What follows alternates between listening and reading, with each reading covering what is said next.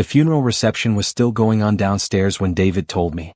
I was in our bedroom, taking off the black dress that had made me sweat through the entire service for his father. My feet ached from those heels I'd worn to look respectful, to honor the man who'd treated me like a daughter for 15 years. Richard Parker Sr. had been more of a parent to me than my own mama, who'd passed when I was 19. He'd walked me down the aisle when David and I got married. He'd held my hand in the hospital when Deshaun was born, crying happy tears right alongside me. And now he was gone. I heard David's footsteps on the stairs, heavy and quick. When he burst through the bedroom door, I expected to see grief on his face. Maybe we'd hold each other and cry together like we used to do when things got hard.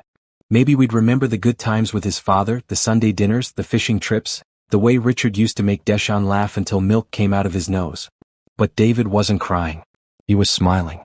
The will was red, he said, loosening his tie. His eyes had a shine to them I'd never seen before, cold and hungry, like a stranger wearing my husband's face. I turned from the mirror, my dress half unzipped. Already? I thought Attorney Hayes said next week. He pulled me aside.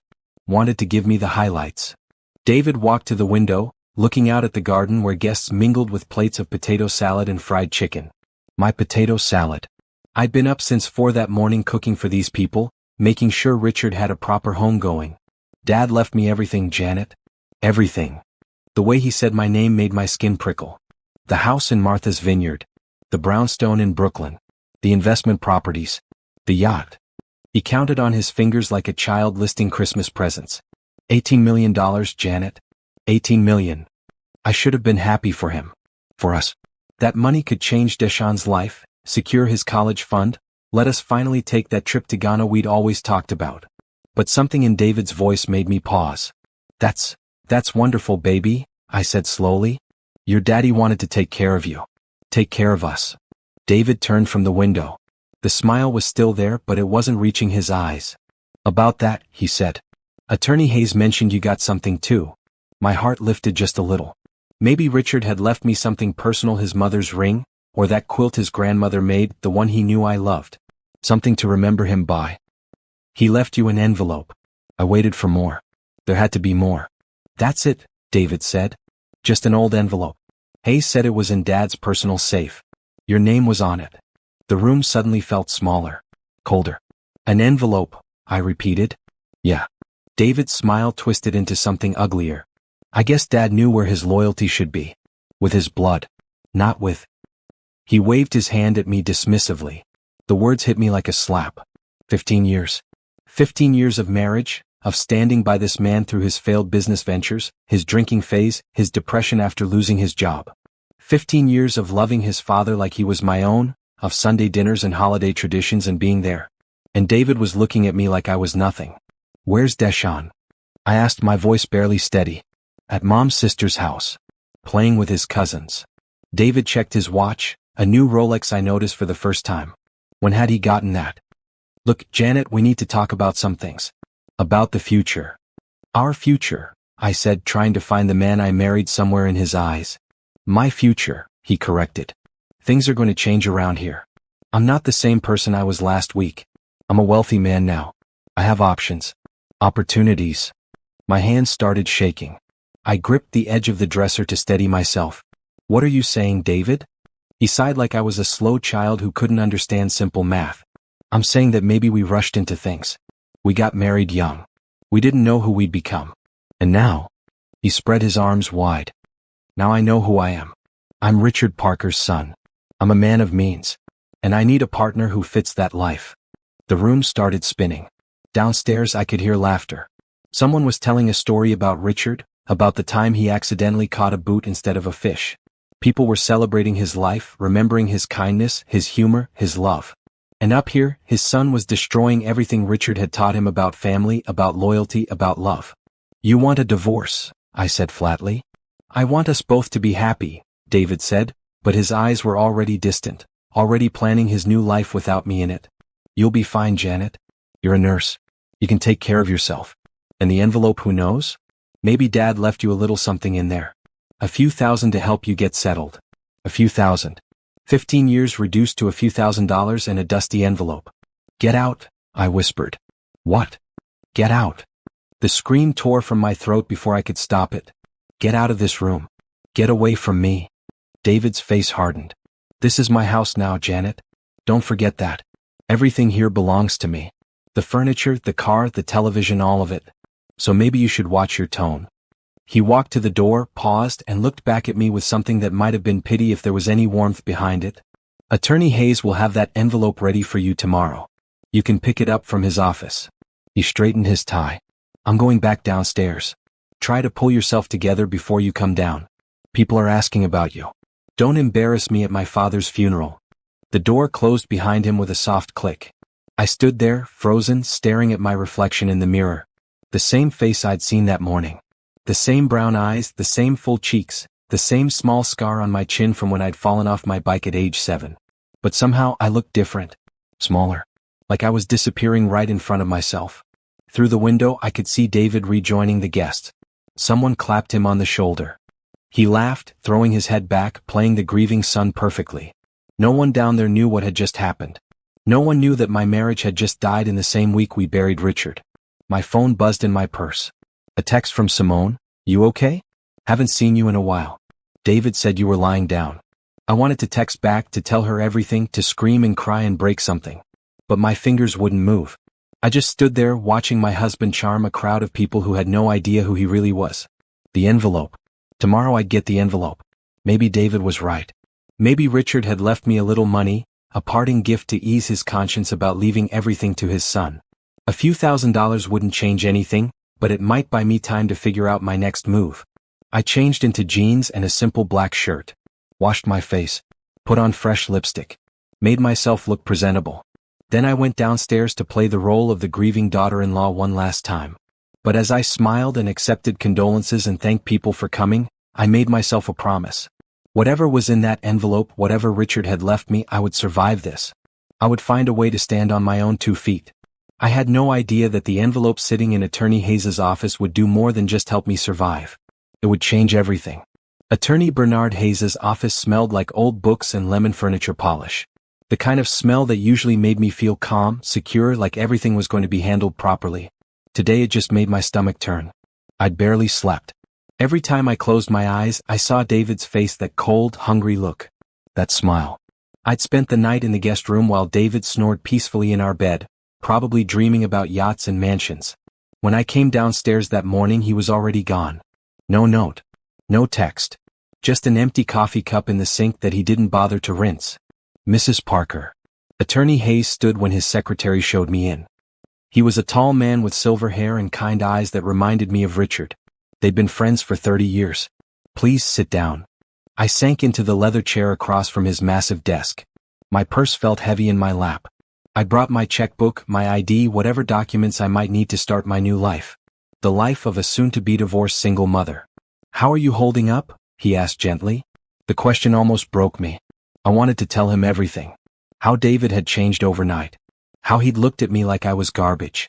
How I'd heard him on the phone this morning, laughing with someone, saying soon, in a voice that made my skin crawl. But I just said, I'm managing. Attorney Hayes nodded slowly. He opened a drawer and pulled out a manila envelope, aged and slightly dusty. My name was written across the front in Richard's distinctive handwriting, for Janet Parker. To be opened only by her. My hands trembled as I reached for it. Richard brought this to me 3 months ago, Attorney Hayes said quietly. He made me promise not to mention it in the official will reading. Said it was private. Between you and him. 3 months ago. Right after Richard's first heart attack. Right after the doctors told him his time was limited. Did he say what was in it? I whispered. No. But he said. Attorney Hayes leaned forward, his voice dropping. He said, Bernard, my son is about to show his true colors. When he does, Janet is going to need this. Make sure she gets it. Make sure David doesn't know about it. My throat tightened. He knew. Richard knew David would do this. Richard was a wise man. He saw things clearly, especially about people. Attorney Hayes stood and walked to the window, giving me privacy. Take your time, Mrs. Parker. I'll be right outside if you need anything. The door clicked shut behind him. I stared at the envelope. It was heavier than I expected. My fingers traced Richard's handwriting, remembering all the birthday cards he'd sent, the little notes he'd leave on the kitchen counter. Proud of you, Janet. You're the daughter I always wanted. I'd cried when I found that note. David had rolled his eyes. Taking a deep breath, I carefully opened the envelope. Inside was a single piece of paper, folded neatly. And beneath it, something else. Something that made my heart stop. A bank card. My hands shook as I unfolded the letter. Richard's handwriting filled the page.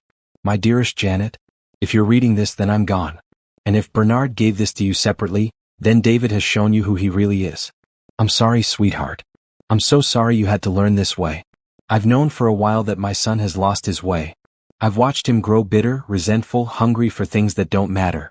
I've watched him take you for granted, ignore your sacrifices, forget your love. I thought maybe he'd change. Maybe he'd wake up and see what he had. But I'm not a fool. I know my son. And I know that the minute money enters the picture, David will become someone you don't recognize. So I made plans. Plans to protect you. Plans to make sure you're taken care of. The bank card in this envelope is connected to an account I opened in your name 5 years ago. I've been adding to it regularly. Money from investments David doesn't know about. Money from accounts I kept private. Money that legally belongs to me and me alone to distribute as I see fit. The current balance is $22 million. The letter fell from my hands. $22 million. I read the number again, sure I was seeing it wrong. Sure this was a dream, a breakdown, a grief-induced hallucination. But the numbers didn't change. $22 million. $4 million more than David's inheritance. My hands were shaking so hard I could barely pick up the letter again. I know this is shocking. I know you probably think it's too much. But Janet, you've earned every penny. You held my hand during chemo. You drove me to appointments when David was too busy. You made me laugh when I wanted to give up. You loved me like I was your own father. More than that, you've been the glue holding this family together. You've raised Deshaun to be kind and thoughtful. You've worked double shifts to help pay bills when David's business failed. You've sacrificed and given and loved without ever asking for anything in return. This money is yours. Not David's. Yours. But here's what I need you to understand. Don't tell David about this immediately. Take your time. Get your ducks in a row. Protect yourself legally. Protect Deshaun. Then when you're ready, when you're safe, you can decide what to do. Maybe you'll use it to start fresh. Maybe you'll use it to fight for what's yours. Maybe you'll use it to show David that his father knew exactly who deserved to be taken care of. I've also left instructions with Bernard. He'll help you. Trust him. You are strong, Janet. Stronger than you know. And you are loved. Never forget that. Your father in heart, Richard. I was crying before I realized it. Big, ugly sobs that shook my whole body. I pressed the letter to my chest and let myself break down in a way I hadn't since my mother died. Richard had known. He'd seen everything. And he protected me. A soft knock on the door. Mrs. Parker? Are you all right? I wiped my eyes, trying to compose myself. Yes, come in. Attorney Hayes entered slowly, reading my face. When he saw the letter clutched in my hand, he nodded knowingly. He told you, he said simply. $22 million, I whispered, like saying it too loud would make it disappear. 22.4 actually. The account has been accruing interest.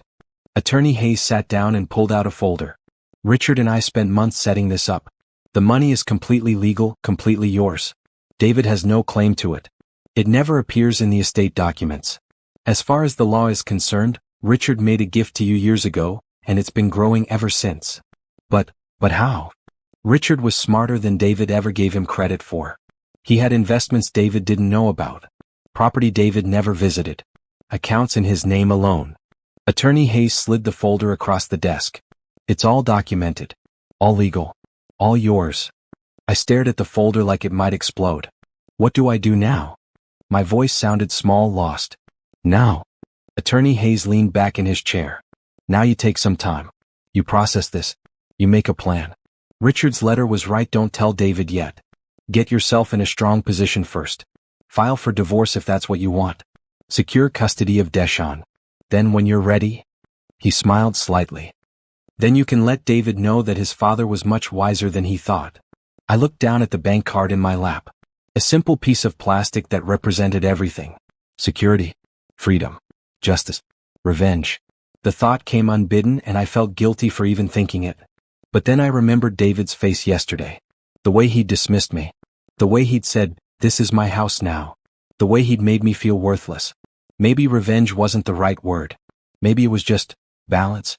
There's something else, Attorney Hayes said carefully. Richard left a video message. For you only. Would you like to see it? My heart clenched. Yes, please. He turned his laptop around. On the screen, Richard sat in this very office probably just months ago. He looked tired, thinner than I remembered, but his eyes were bright and clear. Attorney Hayes pressed play. Hello, sweetheart. Richard's voice filled the room and fresh tears spilled down my cheeks. If you're watching this, then Bernard gave you the envelope. And if he gave you the envelope, then David broke your heart. I'm so sorry, Janet. I raised him better than this. Or at least I tried. He leaned forward, his hands clasped on the desk. I want you to know something. David getting that money isn't a mistake. I gave it to him deliberately. Because I needed to see what he'd do with it. I needed to see if he'd become the man I hoped he'd be, or if he'd become, well, if he'd become what I feared. Richard's expression hardened. Money shows you who people really are. It's like holding up a mirror to someone's soul. And I knew in my gut that David would fail this test. I just prayed I was wrong. He paused, gathering himself. But you, Janet, you would have passed. You would have used that money to help people, to lift up your community, to take care of Deshaun. That's who you are. That's why you got the bigger inheritance. $22 million wasn't just money, I realized. It was Richard's way of saying, I see you. I know your worth. And I'm making sure the world knows it too. Be smart, sweetheart. Be careful. But most of all, be free. You've earned it. The video ended. I sat in silence, holding the bank card, feeling the weight of Richard's love and David's betrayal all at once. Take your time, Attorney Hayes said softly. There's no rush. The money isn't going anywhere. But I was already standing, already moving, my mind already spinning with plans. I need to open a bank account David doesn't know about, I said, my voice steady now. I need to talk to a divorce lawyer. I need to secure Deshaun's school records. I have a list, Attorney Hayes interrupted gently, pulling out another folder. Richard anticipated everything. Divorce attorneys he trusted. Financial advisors. Security experts. Even a therapist for Deshaun if needed. Of course he did. Of course Richard thought of everything. I took the folder with shaking hands. Thank you, I whispered. Thank you for helping him protect me.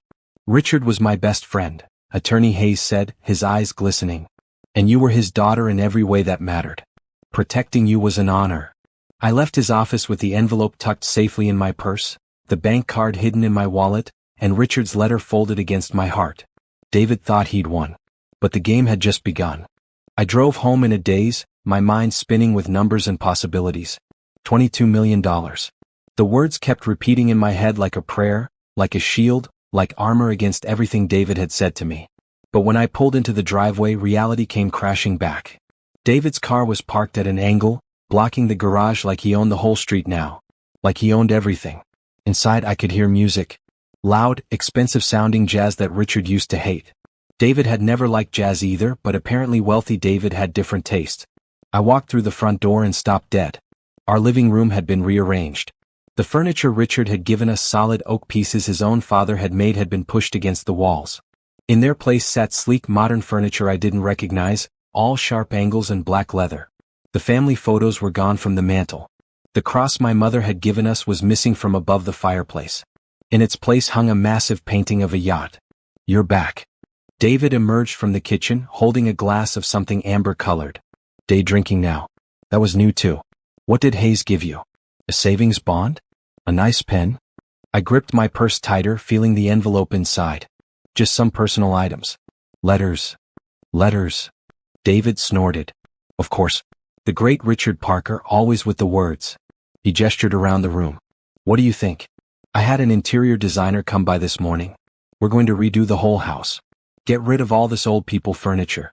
Make it modern. Sophisticated. This is your father's furniture, I said quietly.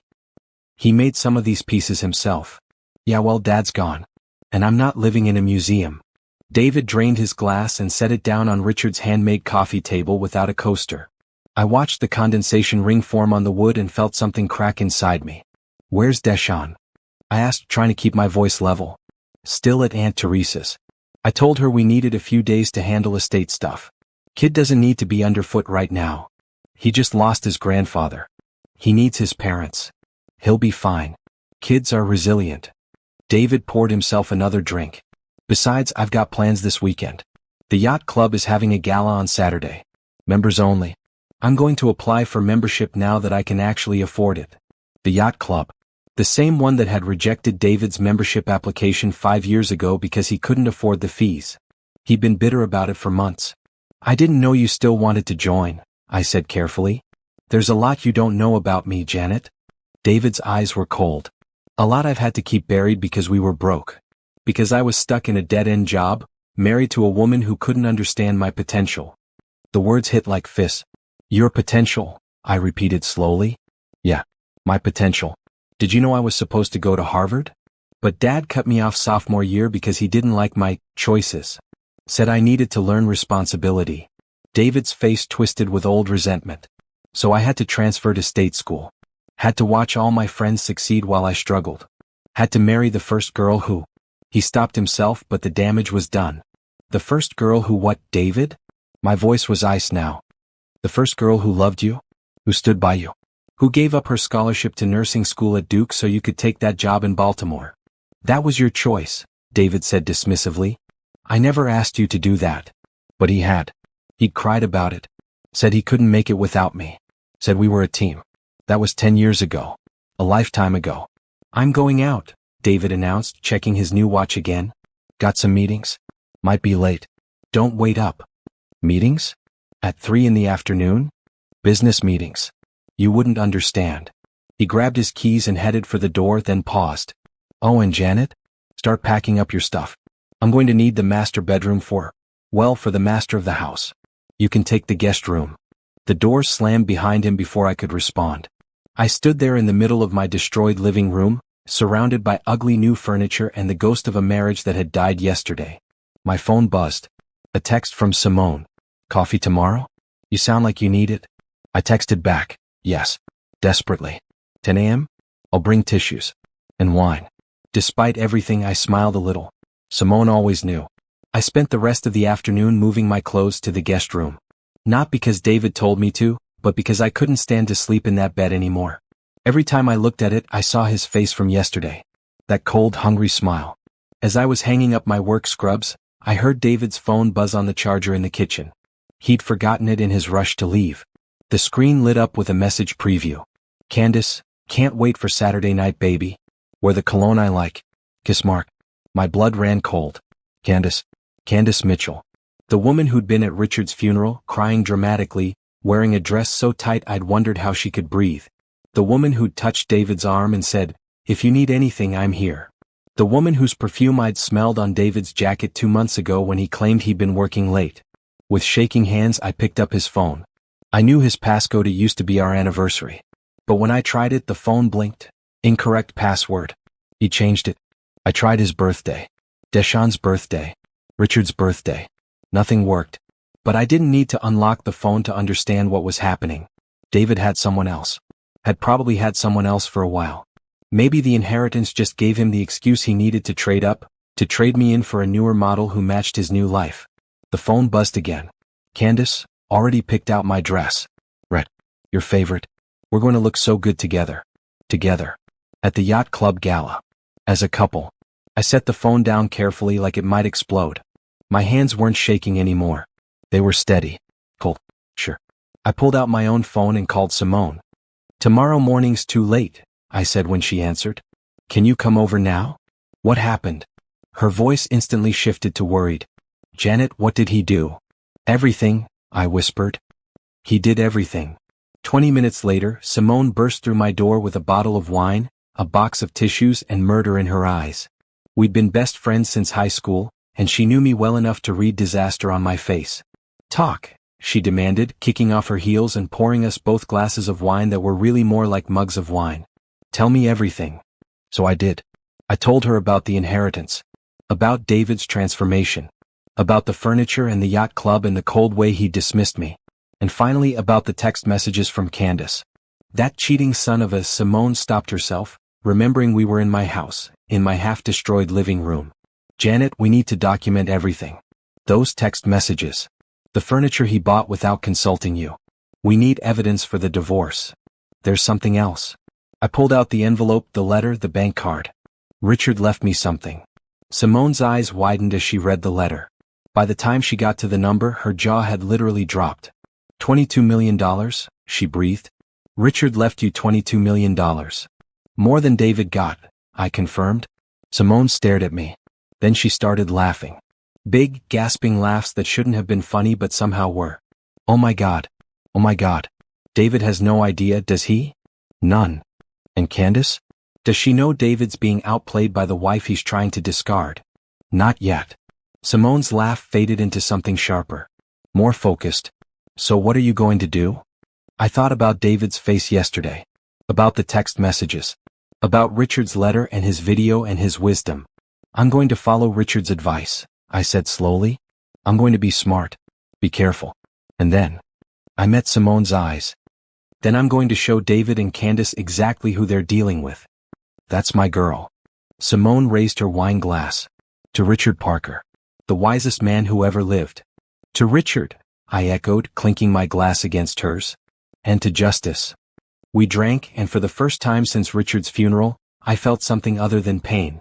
I felt powerful. The next morning, I woke up in the guest room to the sound of silence. David hadn't come home. His side of the house was empty, his car gone from the driveway. Part of me felt relieved. Part of me felt sick. But mostly I felt clear-headed. Ready. I had 3 days until the yacht club gala. 3 days to get everything in place. I called in sick to work first time in 5 years and drove to the bank attorney Hayes had recommended. It was in downtown Baltimore, 30 minutes from our neighborhood, far enough that I wouldn't run into anyone I knew. The bank manager, a professional black woman named Lorraine Davis who looked to be in her late 50s, greeted me with a firm handshake and knowing eyes. Mrs. Parker, she said warmly. Attorney Hayes called ahead. I understand we're setting up some accounts for you? Yes. I pulled out the bank card Richard had left me. I need to understand exactly what I have. And I need to make sure it stays protected. Lorraine led me to a private office and spent the next 2 hours walking me through everything. The account balanced $22.4 million, just like Attorney Hayes said. The investment portfolio Richard had built. The way the interest was compounding. The tax implications. The legal protections already in place. Mr. Parker was very thorough, Lorraine said, showing me document after document. This money is yours free and clear. Your husband has no legal claim to it. It was a gift made years ago, properly documented, with all taxes paid. Can David find out about it? Not unless you tell him. Or unless he somehow gets access to your personal documents. Lorraine leaned forward. Mrs. Parker, I don't know your situation and it's not my place to ask. But Attorney Hayes mentioned you might be going through some changes. Would you like me to recommend a divorce attorney? Attorney Hayes already gave me names. But yes, I'd appreciate your recommendation too. Lorraine wrote down a name. Sandra Chin. She's tough, fair, and she doesn't lose. Tell her I sent you. By the time I left the bank, I had new accounts set up, a plan for managing the money, and a meeting scheduled with Sandra Chin for that afternoon. I also had something else, a sense of control I hadn't felt in days. Sandra Chin's office was in a glass tower that gleamed in the afternoon sun. She was younger than I expected, maybe 40, with sharp eyes and sharper clothes. Tell me everything, she said after we'd settled into her office. Don't leave anything out. So I told her. The inheritance. David's transformation. The affair. The way he dismissed me. The furniture. The text messages. Sandra took notes, her expression never changing. When I finished, she set down her pen. First things first, you're going to be fine. Better than fine. She pulled out a legal pad. Here's what we're going to do. We're going to file for divorce on the grounds of adultery. We're going to request full custody of your son with supervised visitation for David. We're going to freeze all joint assets. And we're going to make sure David understands that his father's money doesn't mean a damn thing in Maryland family court. When? I asked. When do you want me to file? I thought about Saturday night. The yacht club. David and Candace dressed up and showing off, thinking they'd won. Monday, I said. File on Monday morning. Sandra smiled. It wasn't a nice smile. It was the smile of someone who enjoyed her job. Monday it is. Now about your assets. David doesn't know about them, I interrupted. The money Richard left me. David thinks I got nothing. Sandra's eyes lit up. How much are we talking? $22.4 million. Sandra actually laughed. Oh, this is going to be good. This is going to be really good. She made more notes. We'll keep that quiet for now. No reason to show our full hand until we have. But Mrs. Parker, you need to understand something. That money protects you. It means you don't need anything from David. Which means we can fight as hard as we need to without worrying about your financial security. What about Deshaun? Deshaun stays with you. The courts favor stability and you're the stable parent. Plus, with evidence of David's affair, his sudden personality change, his neglect of his son. Sandra shrugged. Unless David has evidence against you, which I'm guessing he doesn't, Deshaun is yours. We spent another hour going over strategy, documents I needed to gather, things I needed to record. By the time I left, my head was swimming but my heart was steady. I was building a foundation. Piece by piece. Step by step. That evening, I picked up Deshaun from Aunt Teresa's house. My son ran to me, his 8-year-old arms wrapping around my waist, and I held him tight, breathing in his little boy's smell of grass and sunshine and bubble gum. I missed you, Mama, he said into my stomach. I missed you too, baby. I kissed the top of his head. So much. In the car, Deshaun was quieter than usual. He stared out the window, his small face troubled. Mama, he said finally. Is Daddy okay? My heart clenched. What do you mean, sweetie? He seems different. Since Grandpa died. He doesn't smile the same. Deshaun looked at me with Richard's eyes, kind and wise beyond his years. Did I do something wrong? No, baby. No. You didn't do anything wrong. I reached over and squeezed his hand. Daddy's just going through some things. Grown-up things. But it has nothing to do with you. You are perfect exactly as you are. Do you promise? I promise with my whole heart. When we got home, David's car was in the driveway. I braced myself, but when we walked in, David was all smiles. There's my boy. He swooped Deshaun up, spinning him around. Deshaun giggled, and the sound broke my heart because it was so genuine, so full of love for a father who was about to abandon him. Dad. Put me down. Deshaun laughed. David set him down, ruffling his hair. Go wash up for dinner, buddy. I ordered pizza. Deshaun ran off, and David's smile faded the second he was out of sight. We need to talk, he said quietly. About what? About the divorce papers I had drawn up. You'll find them fair. You keep your car, your personal items. I'll give you 6 months to find a new place. I'll pay child support according to the state guidelines. Joint custody, alternating weekends. He slid a manila envelope across the counter, so similar to Richard's envelope, but filled with poison instead of love. You already had papers drawn up, I said flatly. 2 days after your father died. Don't be dramatic. This is business, Janet. Let's handle it like adults. I picked up the envelope but didn't open it. When did you want me to sign these? Sooner is better than later. No point dragging it out. David pulled out his phone. He'd retrieved it from the charger this morning. I'll have my lawyer file by Monday. We can be done with this whole mess by Christmas. Done with this whole mess. That's what our 15-year marriage was to him. A mess to clean up. I'll have my lawyer look at them, I said calmly. David blinked. Your lawyer? Janet, you can't afford a lawyer. I'll find a way. Something flickered across his face, irritation, maybe, or suspicion. But then Deshaun came bounding back into the kitchen, and David's mask slipped back into place. We ate pizza together, the three of us, like a normal family. David told jokes and asked Deshaun about school. He played the perfect dad, the grieving son trying to keep life normal for his kid. And I played along. I smiled and laughed and cleaned up the paper plates. I tucked Deshaun into bed and read him 2 chapters of his favorite book. I kissed his forehead and told him I loved him more than all the stars in the sky. Then I went to the guest room, closed the door, and called Sandra Chin.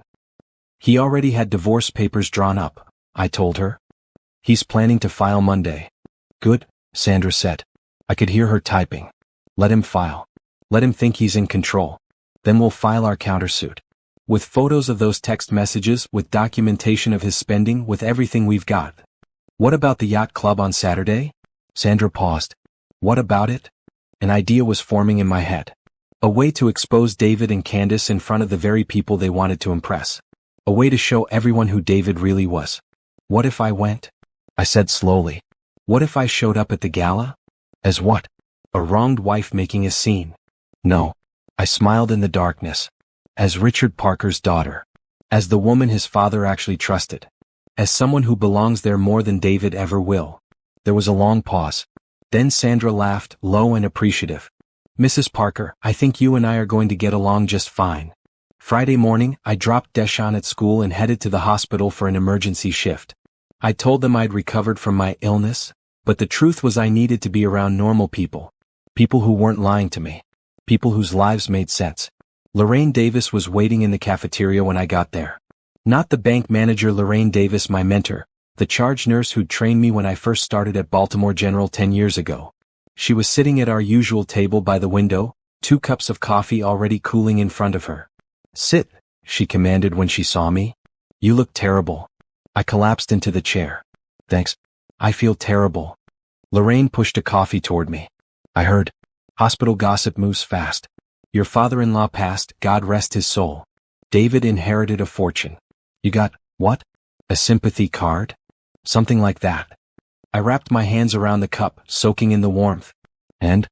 Lorraine fixed me with those sharp brown eyes that could spot a lie from across a surgical suite. "What aren't you telling me?" So I told her. Not everything, not about the money Richard left me, that secret needed to stay buried a little longer, but everything else. The affair. The divorce papers. David's transformation. The way he looked at me now. Lorraine listened without interrupting. When I finished, she sat back and crossed her arms. "That boy is a fool," she said flatly. "You're the best thing that ever happened to him. But you know what? Sometimes God removes people from our lives to make room for his blessings. I don't feel very blessed right now." "You will." Lorraine leaned forward. "Janet, I've watched you for 10 years. You're the nurse everyone requests. You're the one families thank by name. You're the one who stays late to hold a scared patient's hand. You give and give and give, and you never ask for anything back. That's just my job." "No, it's who you are." And David never appreciated it. Lorraine pulled out her phone. "Now, I'm going to tell you something. The hospital is opening a new community health center in West Baltimore. They need a director. Someone with nursing experience, community connections, and heart. Someone who can build something from the ground up." My heart started beating faster. "Lorraine. They offered it to me first. I turned it down because I'm retiring next year. But I told them I knew the perfect person." She slid her phone across the table. On the screen was an email. An official job offer. Director of Community Health. Salary, $120,000 a year. "That's twice what I make now," I whispered. "It's what you're worth.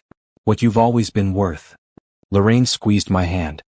"You don't need David's money, Janet. You never did. You can stand on your own 2 feet. You can build your own empire." I stared at the job offer, feeling something shift inside me. Even without Richard's money, I could make it. I could more than make it.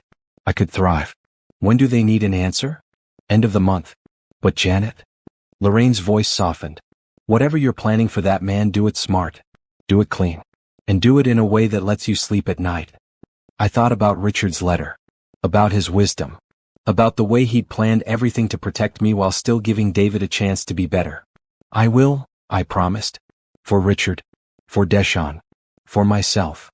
That afternoon, Simone picked me up from work. "Emergency shopping trip," she announced. "You need a dress for tomorrow night." "I'm not sure I should go." "Oh, you're going.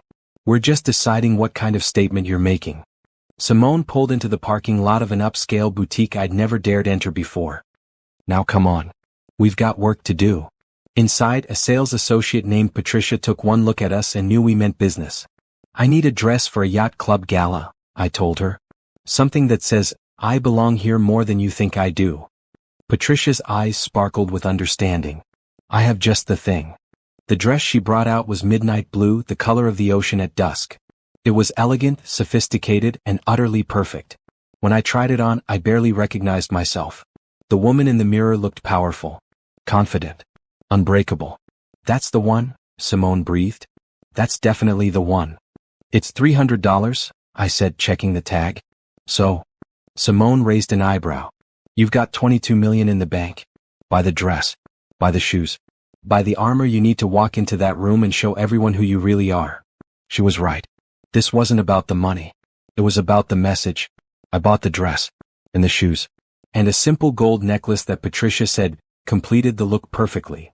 As we left the boutique, Simone linked her arm through mine. "You know what tomorrow night is really about, right? Showing David he can't break me?" "No." Simone stopped walking and turned to face me. "It's about showing yourself. Showing yourself that you're more than someone's wife. More than someone's mother. You're Janet Parker. And you're magnificent all on your own." Tears stung my eyes. "When did you get so wise?" "I've always been wise. You were just too busy taking care of everyone else to notice." She pulled me into a hug. Tomorrow night we're doing this together. You're not walking into that yacht club alone. You're coming with me? Girl, please. You think I'm missing this? Simone grinned. I already bought my dress. It's red. It's fierce. And I'm going to be right by your side when you walk in and blow everyone's mind. That evening, after Deshawn was in bed, I sat at the kitchen table with David's divorce papers spread out in front of me. Sandra Chin had already reviewed them and sent me her notes. Insulting. Offensive. We can do better. David wanted to keep everything. The house. The cars. The furniture. The yacht he'd inherited but never actually visited. He was offering me the bare minimum in child support and 6 months to vacate the premises. It was the agreement of a man who thought he held all the cards. I heard David come home around midnight. He stumbled in, clearly drunk, and didn't even notice me sitting there in the semi-darkness. Janet? He called out, heading for the master bedroom. Then he remembered and veered toward the guest room. All right. You're in there now. He banged on the guest room door. I stayed perfectly still at the kitchen table, waiting. Janet, we need to talk about tomorrow night. I don't want you making any scenes. Embarrassing me. You understand? This is important. I said nothing. Eventually he gave up and stumbled to the master bedroom, slamming the door behind him. I looked down at the divorce papers and smiled. David thought tomorrow night was going to be his debut. His introduction to high society. His chance to show off his new wealth and his new woman. He had no idea it was going to be his reckoning. My phone buzzed with a text from Attorney Hayes. Everything set for Monday morning. Documents ready. Richard would be proud of you. I texted back, thank you. For everything. Then I texted Sandra Chin. See you Monday. Let's finish this. Finally, I pulled out my own phone and looked at the photos I'd secretly taken. David's text messages to Candace. The receipts for the furniture he'd bought without consulting me. The credit card statements showing expensive dinners at restaurants we'd never been to together. Evidence. Protection. Power. I was ready. Tomorrow night, David and Candace would walk into that yacht club thinking they were untouchable. Thinking they'd won. Thinking the wronged wife would stay home and cry into her pillow.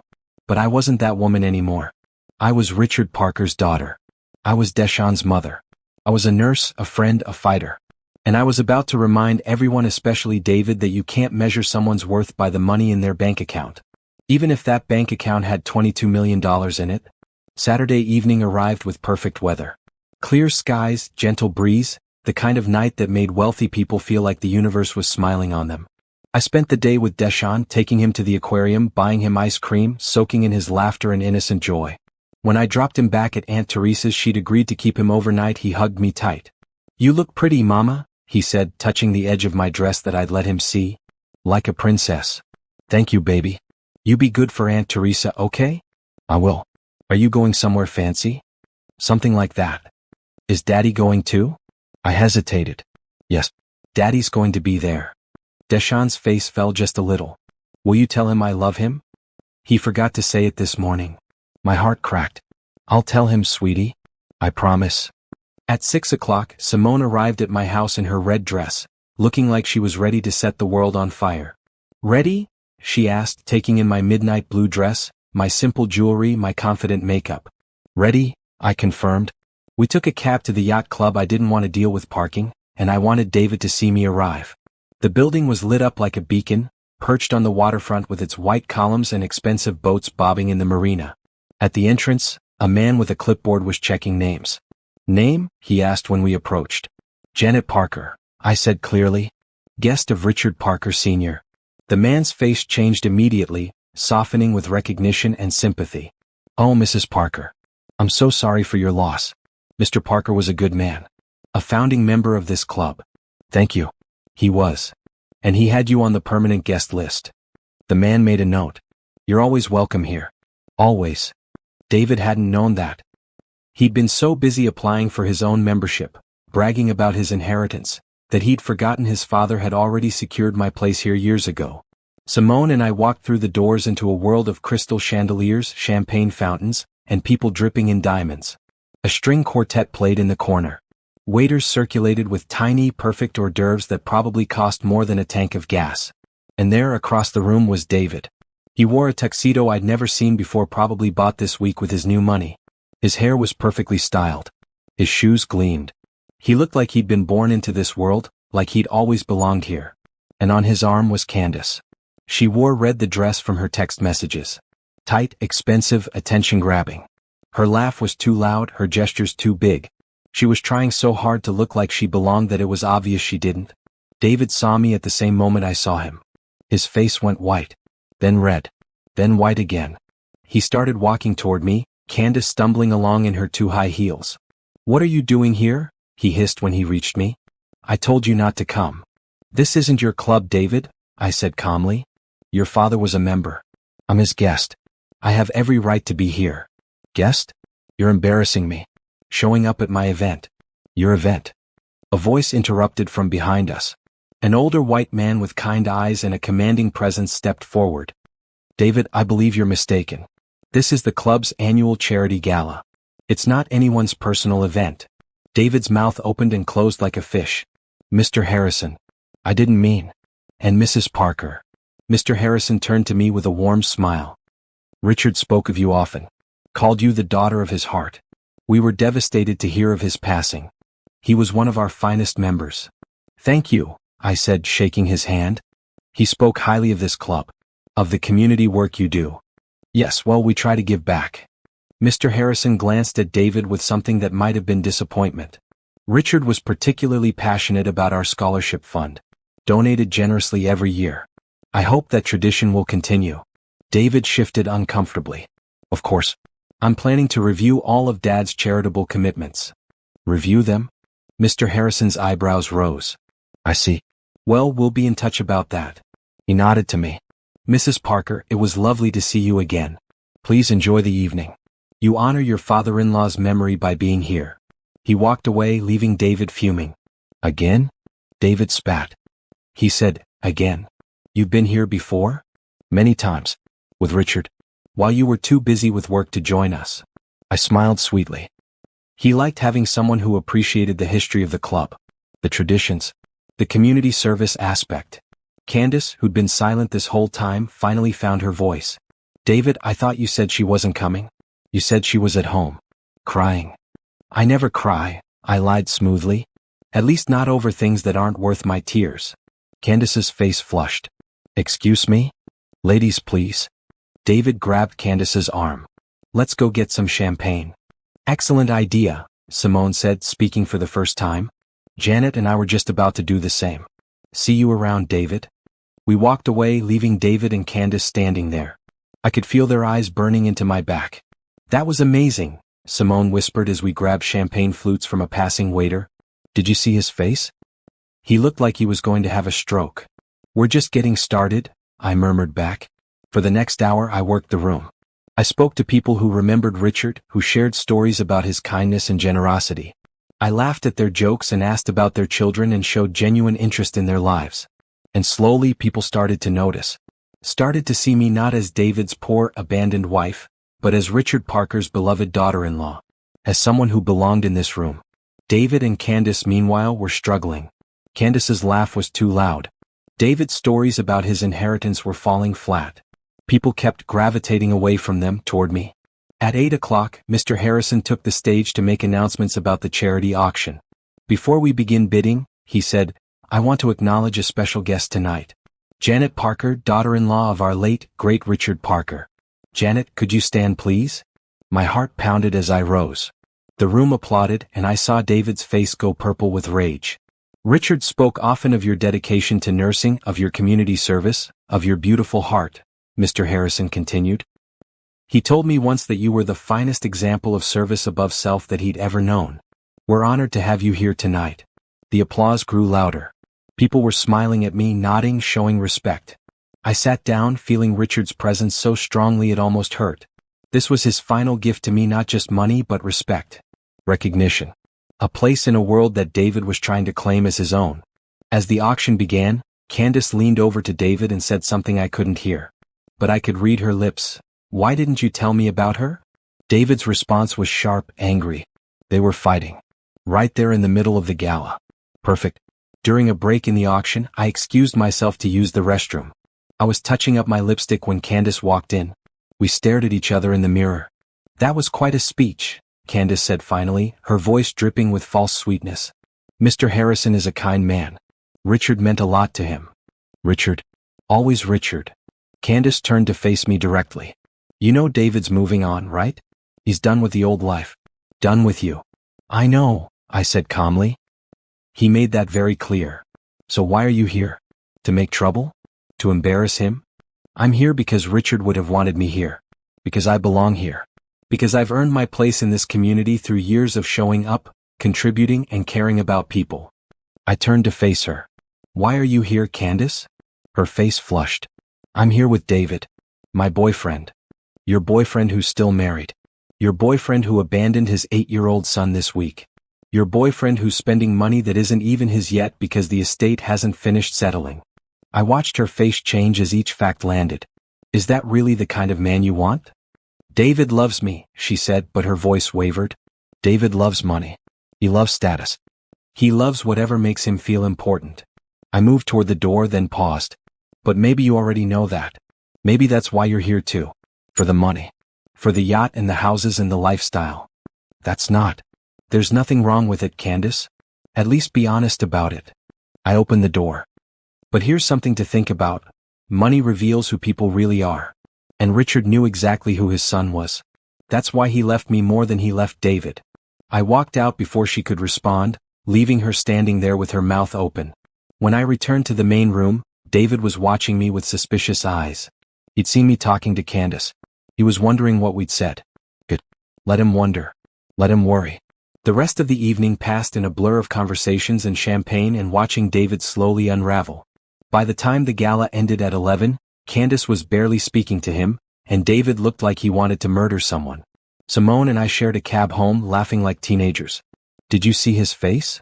Simone kept saying. When Mr. Harrison made you stand up. I thought David was going to explode. Richard planned that, I said softly. He had to. He told Mr. Harrison to honor me. To show everyone that I mattered. You were always the one who mattered, Janet. David just made you forget it for a while. When I got home, I found a note on the kitchen counter in David's handwriting. We need to talk. Tomorrow. This ends now. I crumpled the note and threw it in the trash. He was right about one thing. This was ending. Just not the way he thought. I didn't sleep Saturday night. I lay in the guest room bed, staring at the ceiling, replaying every moment of the gala. The look on David's face. The respect in people's eyes. The way Candace had faltered when I'd mentioned the money Richard left me. I'd almost told her everything. Almost said, he left me $22 million. But Richard's wisdom held me back. Don't show your cards until you have to. Build your foundation first. And that foundation was almost complete. Sunday morning, I woke up to angry footsteps outside my door. David didn't knock. He just barged in, still wearing his pajama pants and yesterday's rage. We need to talk. Now. I sat up calmly, pulling the blanket around me. About what? About last night. About you embarrassing me in front of the entire yacht club. About you poisoning Candace against me. I didn't poison anyone, David. I just told her the truth. The truth? He laughed bitterly. You told her Dad left you more money than he left me. That's a lie, Janet. A desperate, pathetic lie. I looked at him steadily. Is it? Something flickered across his face. Doubt. Fear. But then his arrogance rushed back in like a flood. Dad left you an envelope with some letters. That's it. I got everything else. Attorney Hayes confirmed it. Attorney Hayes confirmed what he was legally required to confirm. Nothing more. David stared at me and I could see his mind working, trying to figure out if I was bluffing. Trying to calculate whether his father could have hidden money from him. Even if Dad left you something, it wouldn't be much. A few thousand. Maybe 10,000 if he was feeling generous. Maybe, I said calmly. Or maybe your father was smarter than you gave him credit for. David's face turned red. You're trying to manipulate me. Make me think you've got something you don't have. It's not going to work, Janet. I want you out of this house. I want you to sign those divorce papers. And I want you to stop spreading lies about Candace and me. I'll sign your papers, I said quietly, after my lawyer reviews them, which should be sometime next week. Your lawyer. David snorted. You can barely afford groceries and you hired a lawyer? I found a way. People help those who help themselves, David. Something your father tried to teach you. The mention of Richard made David flinch. Good. He should flinch. He should remember the man who'd raised him to be better than this. Whatever, David said, moving toward the door. Sign the papers or don't. I'm filing for divorce either way. and I'm getting full custody of Deshaun. My blood went cold. You're what? You heard me. Deshaun deserves better than a bitter, angry mother who can't afford to give him anything. He deserves to grow up in luxury. With me. You've barely seen him all week, I said, my voice shaking now. You sent him to Aunt Teresa's because you were too busy with your new life. Too busy with Candace. I've been dealing with the estate. Handling business. Important things. David crossed his arms. And once this divorce is final, I'll have plenty of time for Deshaun. I'll give him everything. Private schools. Summer camps. Everything you could never afford. He doesn't need things, David. He needs his father. The father he used to have. The one who played catch with him and read him bedtime stories and made him laugh. That father was broke. Desperate. Playing a role to keep his family together. David's voice was ice. This is who I really am, Janet. This is who I've always been. I just finally have the means to show it. He walked out, leaving me shaking with rage and fear. Deshaun.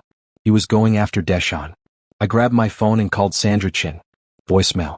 Of course it was Sunday morning. I left a message, he's threatening full custody.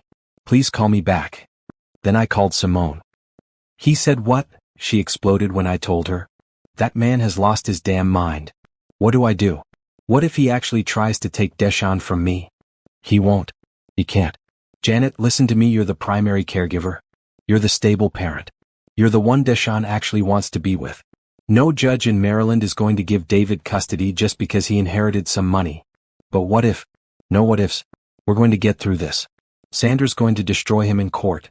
And tomorrow, when those divorce papers get filed, David is going to realize he's been playing checkers while you've been playing chess. I took a shaky breath. I'm scared, Simone. I'm scared of losing my son. You won't lose him. I promise you, Janet. You won't lose Deshaun. After we hung up, I sat there for a long moment trying to calm my racing heart. Then I did what I always did when I needed strength. I went to church. Pastor Elaine Freeman had led our congregation for 15 years. She was a tall, powerfully built black woman with silver streaks in her natural hair and eyes that could see straight into your soul. She'd married David and me, baptized Deshaun, spoke at Richard's funeral. And she was in her office when I knocked, like she'd been expecting me. Come in, child, she said warmly. Sit down. I collapsed into the chair across from her desk and started crying. Big, ugly sobs that came from somewhere deep and broken inside me. Pastor Freeman didn't say anything. She just came around the desk, pulled me into her arms and let me cry.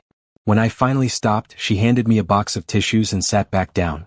Tell me, she said simply. So I told her everything. Not about the money that still felt like a secret I needed to protect, but about David's transformation. About Candace. About the threats regarding Deshaun. Pastor Freeman listened without judgment, her face grave. That boy, she said when I finished. That boy has lost his way. Richard knew it too. Came to see me about a month before he passed. My head snapped up. He did. Said David was changing. Getting bitter. Hungrier for things that don't satisfy. Pastor Freeman leaned forward. He asked me to look after you. Said you were going to need guidance. Support. He said, Elaine, Janet's about to face a storm.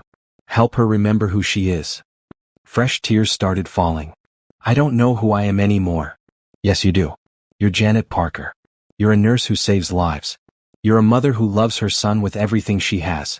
You're a daughter who honored her father-in-law until his last breath. You're a woman of faith, strength, and grace. Pastor Freeman's voice was fierce now. And you are not going to let a man who's forgotten his values steal your joy or your child. But what if he tries? What if the court? The court isn't just about money, child. It's about what's best for that little boy. And what's best is being with his mama who loves him. Not being with a father who's too busy playing rich to remember his son's favorite bedtime story. I wiped my eyes, feeling something steady returning to my center. What do I do, Pastor? How do I fight this? You pray. You prepare. And you trust that God sees everything. David thinks he's won because he got some money. But money doesn't make a man. Character makes a man.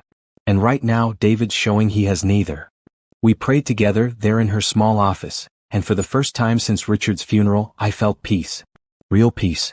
Not the absence of trouble, but the presence of strength. When I left the church, Sandra Chin had called back. Don't panic, she said immediately. David can threaten all he wants. We have documentation of his affair, his abandonment of Deshaun, his reckless spending. We're filing our countersuit tomorrow with a request for full physical custody and limited visitation. He won't know what hit him. What if he really fights? Then we fight back. And Janet? We have resources he doesn't know about. When the time is right, we'll show the court that you're more than capable of providing for Deshaun. That you've always been the stable parent. That you always will be. After we hung up, I drove to Aunt Teresa's to pick up Deshaun. He ran to me like always, but this time I held him longer, breathed him in deeper, memorized the weight of him in my arms. You're squishing me, Mama? He giggled. Sorry, baby. I just missed you. On the way home, Deshaun chattered about his weekend with his cousins. And we played video games, and Aunt Teresa made her famous mac and cheese, and Uncle Ron taught me a card game, and he paused. Did you see Daddy last night? I did. Did you tell him I love him? I remembered my promise. I did, sweetie. And he loves you too. The lie tasted bitter, but I couldn't let Deshaun see the truth yet. Couldn't let him know that his father was choosing money and status over him. That evening, David came home late, reeking of alcohol and perfume that wasn't Candace's. Another woman? Or just another bar? He stumbled past the kitchen where I was helping Deshaun with homework and went straight to the master bedroom without a word. Deshaun looked up at me with those wise, sad eyes. Is Daddy okay? Daddy's going through some things, baby. But it's not your fault. None of this is your fault. I know. But his voice said he didn't really believe it. I tucked him in extra carefully that night, read him 3 chapters instead of 2, and told him 100 times that I loved him. After he fell asleep, I sat in the guest room and looked at my calendar. Tomorrow was Monday. Tomorrow, Sandra Chen would file our countersuit. Tomorrow, David would learn that I wasn't going quietly into the night. Tomorrow, everything would change. I thought about calling Simone, but it was late. Instead, I pulled out my phone and looked at photos of Richard. Him holding baby Deshaun. Him laughing at a family barbecue. Him dancing with me at our wedding anniversary party 5 years ago while David was too tired to dance. I hope I'm making you proud, I whispered to the photo. I hope I'm doing this right. And somewhere I swear I heard his voice. You are, sweetheart. You are. Monday morning broke clear and bright. I dropped Deshaun at school, hugged him an extra few seconds, and told him I'd see him this afternoon. Then I drove straight to Sandra Chen's office. She was waiting with Thomas Reed, the financial advisor Attorney Hayes had recommended. Thomas was a sharp-dressed black man in his mid-40s with careful eyes and a knowing smile. Mrs. Parker, he said, standing to shake my hand. I've reviewed your financial situation. We need to talk strategy. For the next 2 hours we discussed everything. How to structure my assets to protect them in the divorce. How to document David's reckless spending. How to ensure Deshaun's future was secure regardless of what happened with David. The key, Thomas explained, is showing the court that you're financially stable and responsible. That you can provide for Deshaun without needing anything from David. When you reveal the full extent of your inheritance, it needs to be strategic. Not vengeful. When do we tell David? I asked. Sandra and Thomas exchanged a look.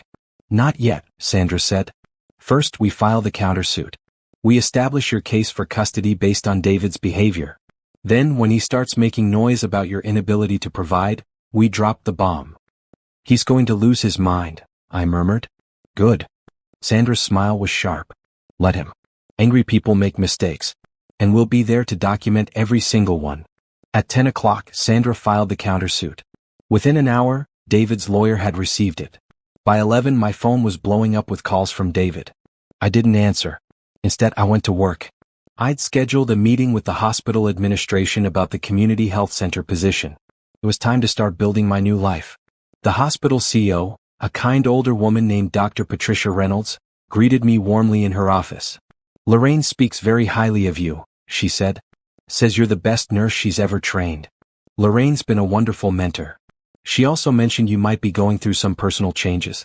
A divorce. Dr. Reynolds' eyes were sympathetic. I want you to know that won't affect our offer.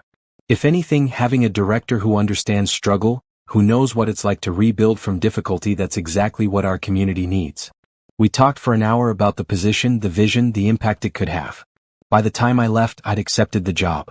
I'd start in 2 weeks, which gave me time to finish out my shifts and help train my replacement on the regular nursing floor. As I walked to my car, my phone rang.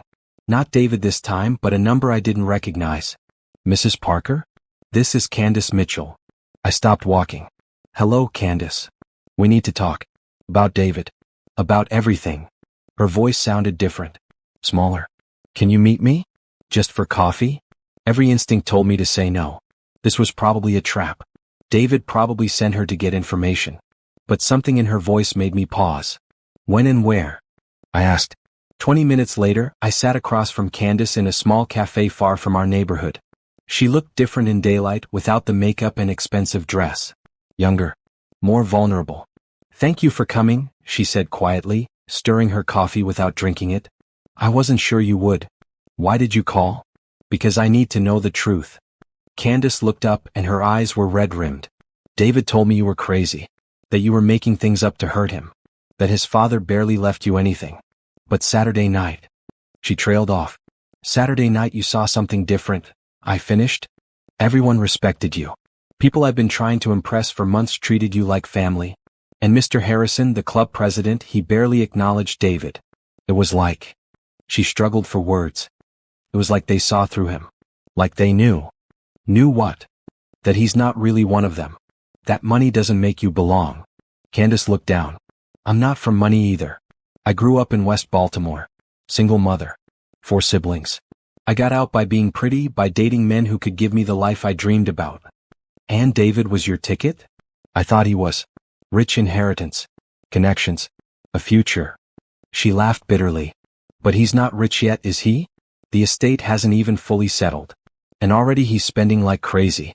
Already he's talking about loans against his inheritance. Already he's. She stopped. Already he's what? Already he's looking at other women. Candace's voice cracked. I saw him Saturday night after the gala. With some blonde woman from the club. They were laughing. Touching. And I realized he's going to do to me what he did to you. The second someone better comes along. I should have felt victorious. Vindicated. But instead I just felt sad. Why are you telling me this? Because you said something Saturday night that I can't stop thinking about. You said money reveals who people really are. And Richard knew who his son was. That's why he left you more. Candace looked at me directly. Did he? Did Richard leave you more money? This was the moment. I could lie, protect my secret a little longer. Or I could tell the truth and watch it spread like wildfire. I thought about what Richard would want. What would serve justice best? Yes, I said quietly. Richard left me more. Significantly more. Candace's eyes widened. How much more? Enough that I'll never need anything from David. Enough that I can provide for my son without anyone's help. Enough that David's threats are meaningless. Does he know? Not yet. But he will soon. Candace sat back processing. He's going to lose his mind. He's already paranoid. Already convinced you're plotting against him. I'm not plotting. I'm protecting myself and my son. That's not how he'll see it. Candace pulled out her phone. There's something you should know. David's been talking to his lawyer about ways to prove you're an unfit mother. Ways to get full custody. He's desperate, Janet. And desperate people do terrible things. My blood ran cold. What kind of terrible things? I don't know exactly. But I heard him on the phone last night. Talking about evidence. About proving you're unstable. About witnesses who could testify that you're neglectful. She slid her phone across the table.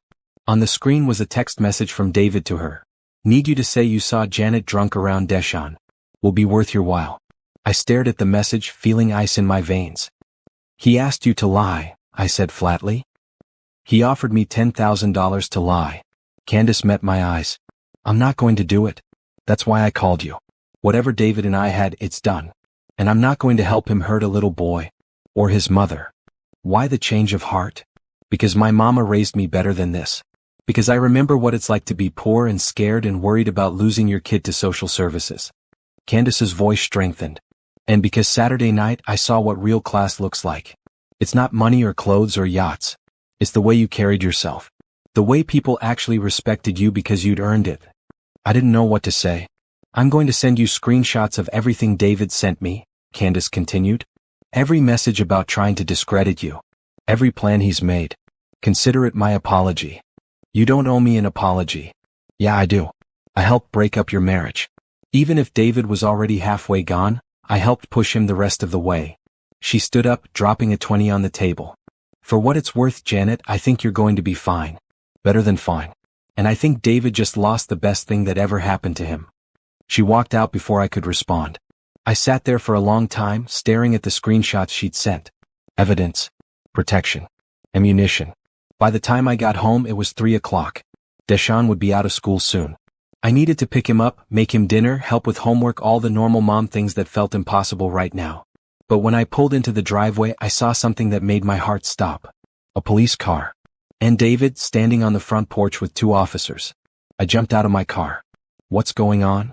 One of the officers, a young black woman with kind eyes, stepped forward. Mrs. Parker? I'm Officer Jenkins. Your husband called us. He's asking us to escort him inside to collect some items. Says you've been preventing him from accessing his property. That's not true. I haven't prevented anything. She's lying, David said coldly. She changed the locks. She's keeping me from my own house. I didn't change any locks, I said to Officer Jenkins. The house is unlocked. David's been coming and going all week. Officer Jenkins looked between us, clearly uncomfortable. Mr. Parker, have you tried the door? David's face flushed. He walked to the front door and tried the handle. It opened. See, I said quietly. No changed locks. No prevention. He's been playing games. Officer Jenkins sighed. Mr. Parker, if you have access to the house, we can't help you. This is a civil matter, not a criminal one. You'll need to work this out with your lawyers.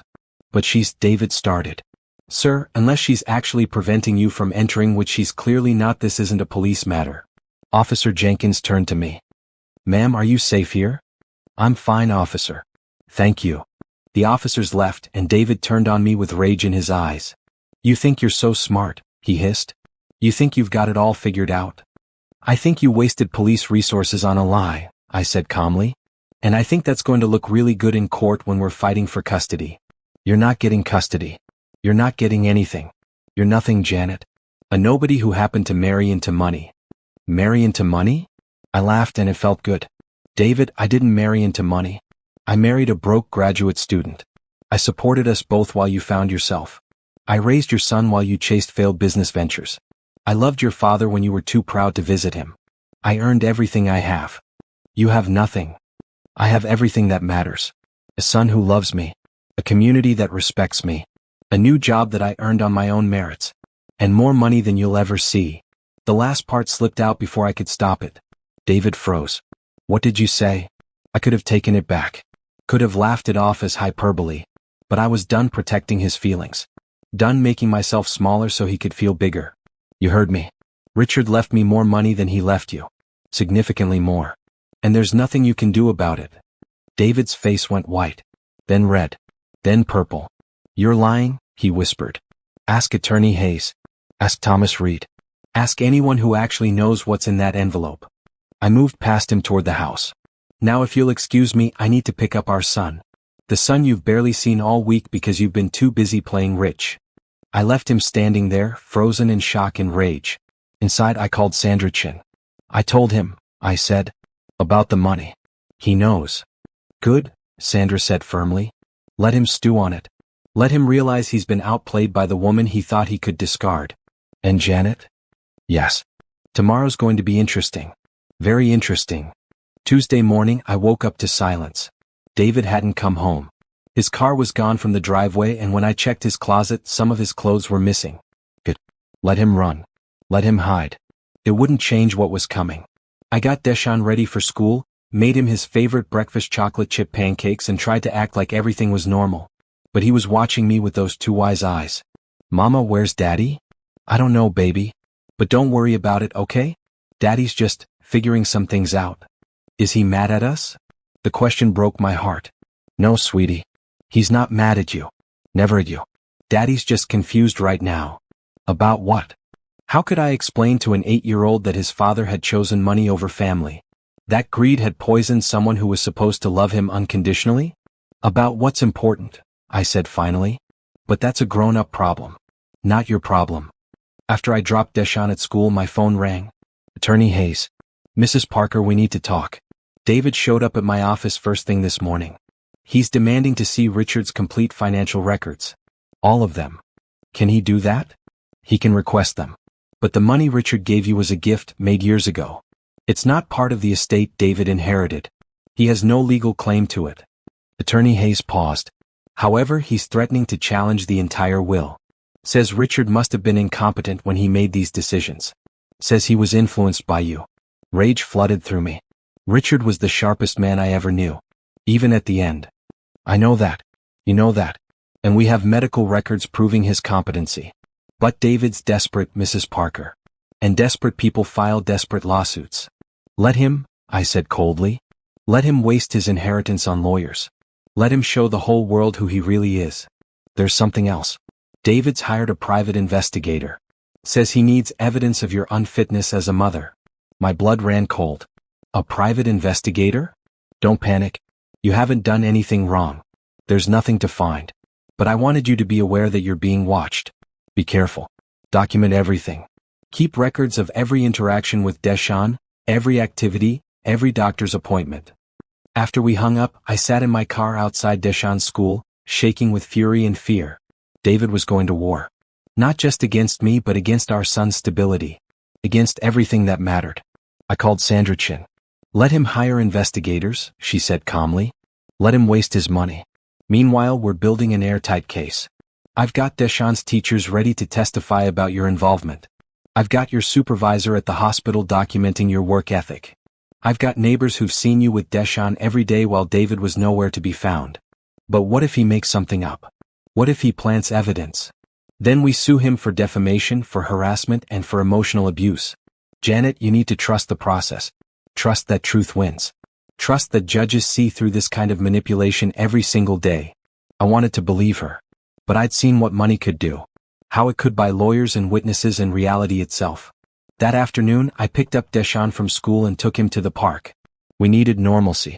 We needed to remember what joy felt like. While Deshawn played on the swings, my phone buzzed with a text from an unknown number. Nice playground. Deshawn looks happy. Would be a shame if something happened to change that. My hands started shaking. I looked around, scanning the park, trying to spot whoever was watching us. But I saw nothing. Just other parents, other kids, normal life. I screenshot the message and sent it immediately to Sandra Chin. Her response was instant. That's harassment. Possibly criminal intimidation. Forward to police. File report. Document everything. So I did. Officer Jenkins, the same officer from yesterday, took my statement with a grave face. Mrs. Parker, this is escalating. Has your husband ever been violent? No. Never. He's angry, but he's not. I never thought he'd. People change when money's involved. When custody's at stake. She handed me a card. This is the domestic violence hotline. And this is my direct number.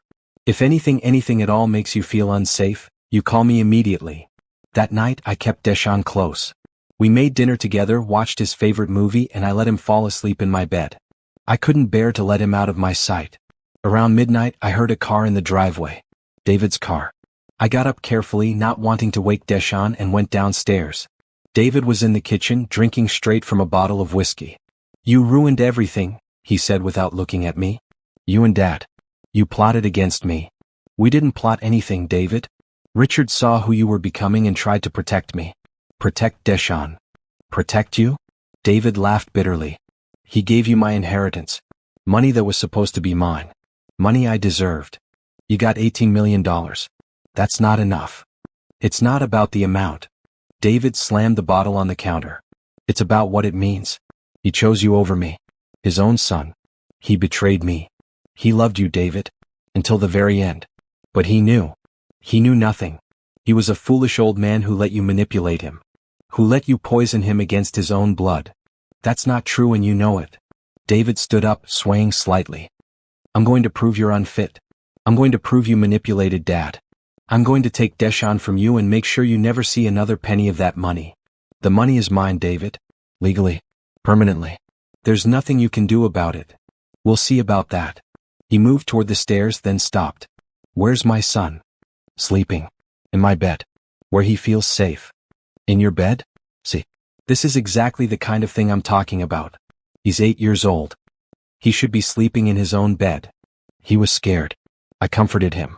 That's what mothers do. Or it's what manipulative women do to turn children against their fathers. David pulled out his phone. I'm documenting this.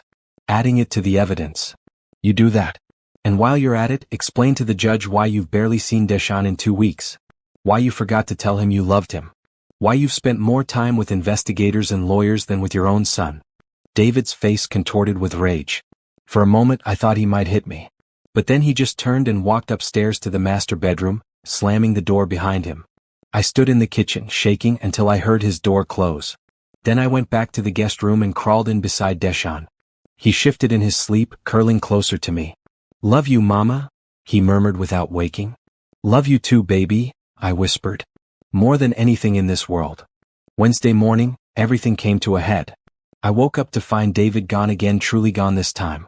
Most of his clothes were missing. His toiletries. His laptop. And on the kitchen counter, a note. "My lawyers will be in touch. Tell Deshaun I'll see him when this is over. When you're not poisoning him against me." Poisoning him? I'd done nothing but protect him, love him, try to shield him from the ugliness of his father's transformation. I called Sandra Chin immediately. "He's escalating because he's losing," she said. "Every move he makes just helps our case. The abandonment, the accusations, the harassment. It's all documented now. When do we go to court?" "Emergency custody hearing is scheduled for Friday. 2 days. Can you hold it together for 2 more days?" "I have to. For Deshaun."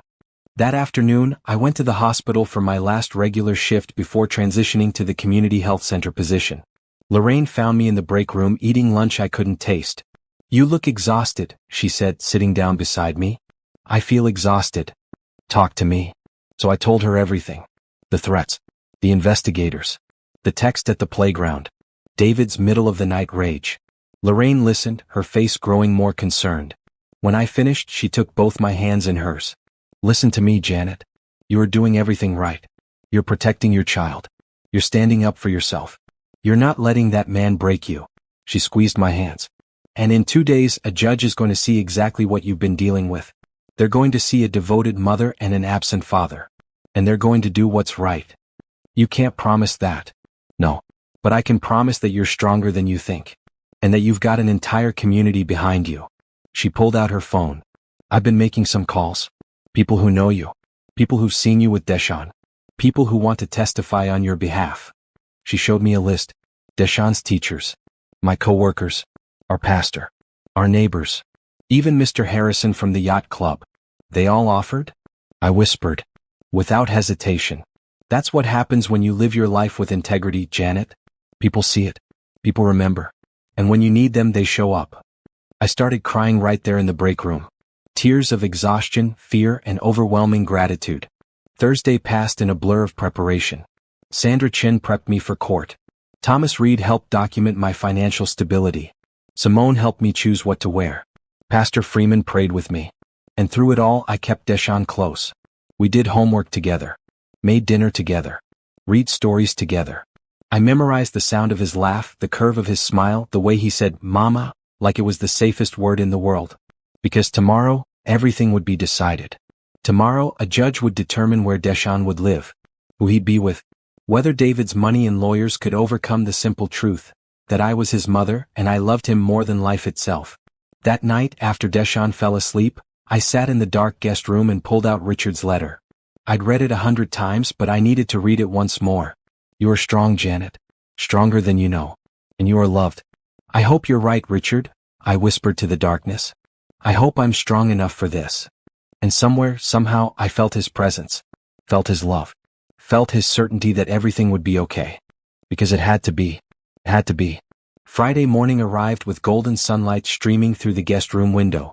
I woke before my alarm, Deshaun still sleeping peacefully beside me. For a moment, I just watched him breathe, memorizing his face, praying that tonight he'd still be sleeping safely in this house. The courthouse was downtown, a grand building with marble columns and the weight of justice heavy in its stone walls. Sandra Chin met me on the steps, immaculate in a navy suit, confidence radiating from every pore. "Ready?" she asked. "As I'll ever be." Inside, the hallway was crowded with people and I realized with shock that they were there for me. Lorraine Davis in her Sunday best. Pastor Freeman. Deshaun's second-grade teacher, Mrs. Andrews. Mr. Harrison from the yacht club in an expensive suit. Simone. Even Officer Jenkins there on her day off. What I started. "Character witnesses," Sandra said with satisfaction. "Every single one of them volunteered to testify on your behalf. To tell the judge who you really are. Across the hallway, David stood with his lawyer, a slick-looking man in an expensive suit, and Candace. Wait, Candace? She caught my eye and gave me a small nod. Then I understood. She wasn't there for David. She was there for me. The bailiff called us into the courtroom. Judge Maria Santos presided, a stern-looking Latina woman in her 60s with sharp eyes that missed nothing. This is an emergency custody hearing, she began. Mr. Parker has filed for full custody of the minor child, Deshaun Parker, age 8. Mrs. Parker has counterfiled for full physical custody with limited visitation. Let's begin. David's lawyer went first, painting a picture of me as unstable, manipulative, and financially incapable. He brought up the night Deshaun slept in my bed, inappropriate boundary crossing. He mentioned my emotional state after Richard's death. He claimed I was alienating Deshaun from his father. And Your Honor, he concluded, Mr. Parker has significant financial resources to provide for his son. Private schools, tutors, opportunities Mrs. Parker simply cannot afford. Judge Santos looked unimpressed. Money doesn't make a good parent, counselor. What evidence do you have of actual unfitness? David's lawyer faltered. Well, Your Honor, we have testimony. From whom? We had hoped Miss Mitchell would testify, but I'm here to testify for Mrs. Parker, Candace said clearly from the gallery. David asked me to lie. I refused. The courtroom went silent. Judge Santos's eyebrows rose. You're saying Mr. Parker attempted to suborn perjury? Yes, Your Honor. He offered me money to say I'd witnessed Mrs. Parker drinking around Deshaun. It wasn't true. I have the text messages. David's face went white. His lawyer looked like he wanted to disappear. I'll need to see those messages, Judge Santos said grimly. Bailiff, please collect Miss Mitchell's phone. As Candace handed over her phone, Sandra Chin stood.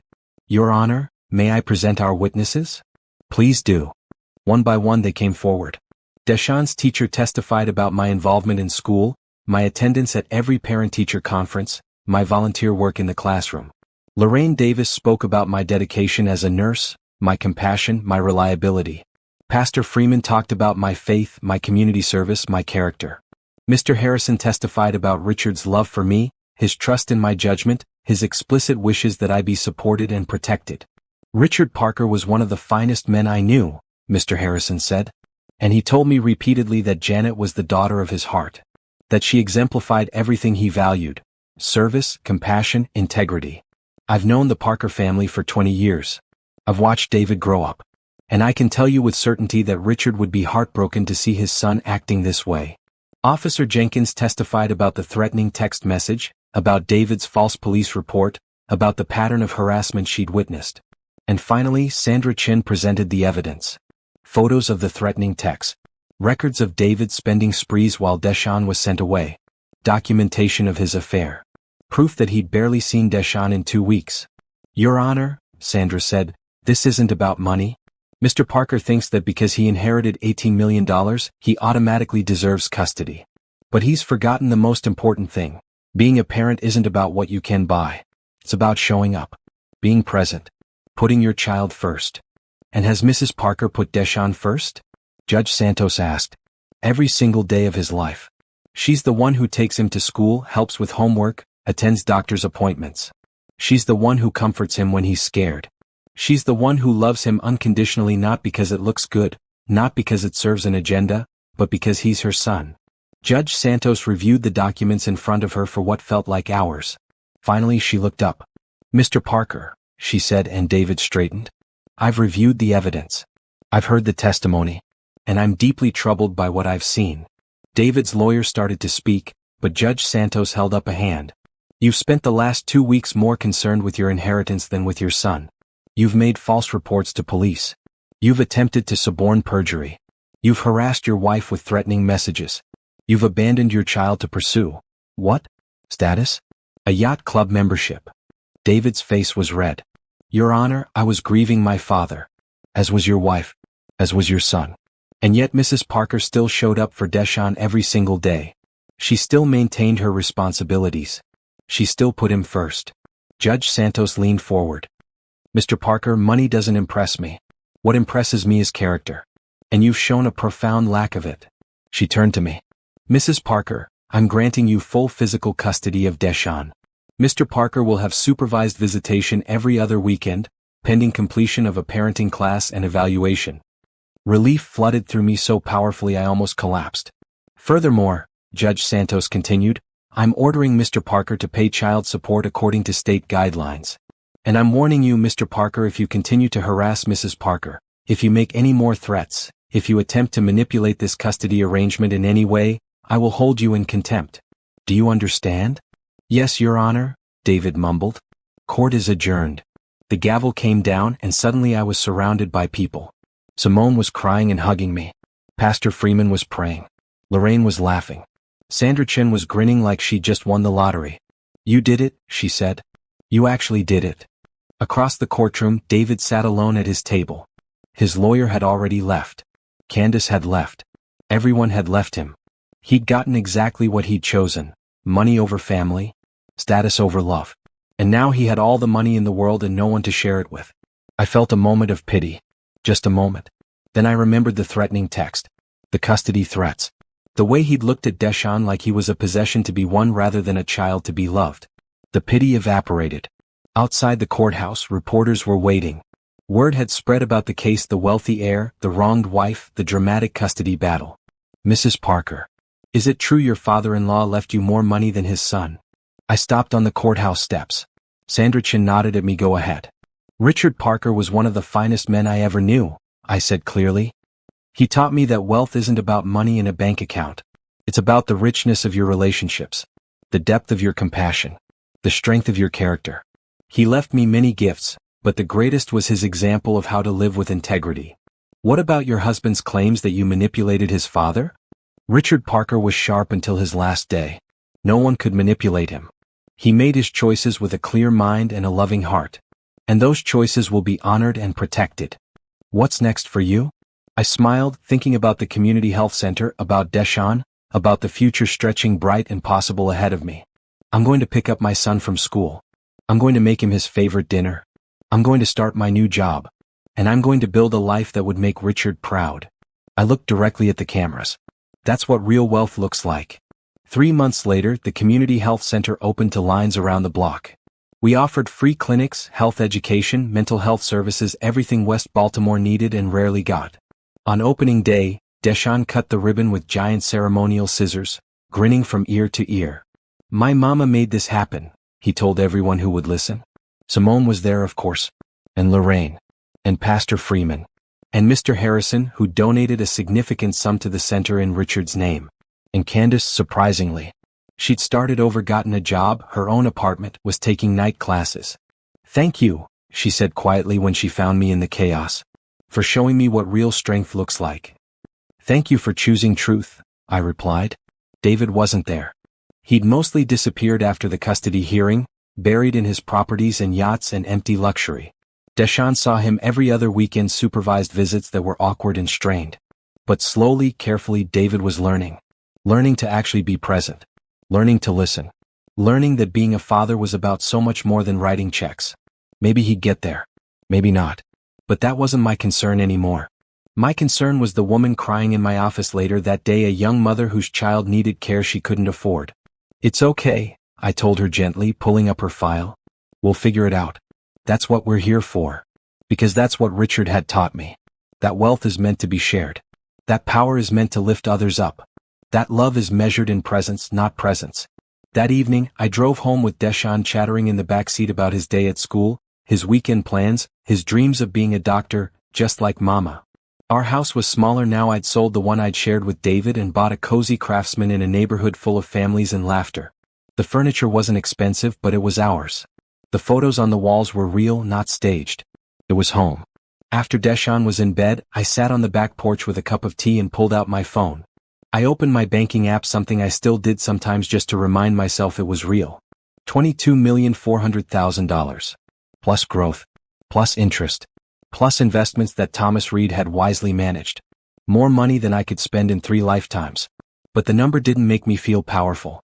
The community health center did. Deshawn's laughter did. The thank you notes from patients did. The knowledge that I was living exactly as Richard would have wanted did. My phone buzzed with a text from Simone. Wine night tomorrow? You, me, and celebrating how you destroyed David with pure grace? I laughed and texted back, yes. But we're celebrating Deshawn's science project more than David's destruction. Fine. Both. Faced with tears of joy. As I sat there in the cooling evening watching fireflies dance in the yard, I thought about everything that had happened. The betrayal. The fear. The fight. The victory. And I thought about Richard's last words to me in that video. Be free. You've earned it. I was free. Free from David's contempt. Free from financial fear. Free from the belief that my worth was tied to someone else's opinion of me. I was Janet Parker. Nurse. Mother. Daughter in heart. Community leader. And I was exactly where I was supposed to be. The envelope Richard had left me hadn't just contained money. It had contained permission to value myself, to fight for myself, to believe I deserved more than the scraps someone threw me. The balance in that account had silenced David's arrogance. But more importantly, it had amplified my own voice. And I was never going to be silent again. 1 year later, the Community Health Center's first anniversary celebration filled the parking lot with music, laughter, and the smell of barbecue. Deshawn, now 9 and considerably taller, ran around with other kids while I manned the sign-up table for new patients. Mrs. Parker? A young woman approached hesitantly. I heard you help people. Even if they can't pay. That's right. That's what we're here for. As I took her information, I saw Simone across the lot, talking to a handsome man in a doctor's coat. She caught my eye and gave me a thumbs up. I laughed, shaking my head. Something's never changed. David had remarried a wealthy woman from the yacht club who actually did fit his new lifestyle. I'd met her once at Deshawn's school play. She was polite but distant. She didn't ask about me and I didn't volunteer information. Deshawn was doing well with the arrangement. He spent time with David and his stepmother, but he came home to me. Always to me. And he knew without me ever saying it who had fought for him. Who had chosen him. Who loved him unconditionally. Mama? Deshawn ran up, his friend Tyler in tow. Can Tyler sleep over tonight? Please? If it's okay with his parents. It is. His mom said yes if you said yes. Then yes. The boys ran off, whooping with joy, and I smiled. This was what victory looked like. Not revenge or retribution or watching David suffer. Just joy. Pure, simple, everyday joy. Mr. Harrison approached, moving slowly with his cane. Janet. Wonderful turnout. Thank you for everything you've done for the center, Mr. Harrison. It's what Richard would have wanted. He'd be so proud of you. He paused. I heard from David last week. He's trying to donate to the Yacht Club's scholarship fund. Said it's what his father would have wanted. That's good. That's really good. He's trying, I think, to be better.